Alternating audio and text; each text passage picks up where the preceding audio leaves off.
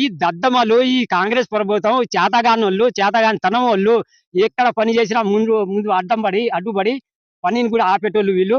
మన ఇప్పుడు 8-9 సంవత్సరాలు కేసీఆర్ వచ్చిన కాడ నుంచి మాకు నీళ్లు నిధులు నియామకాలు అన్ని మాకు మంచి సవలత అవుతాంది.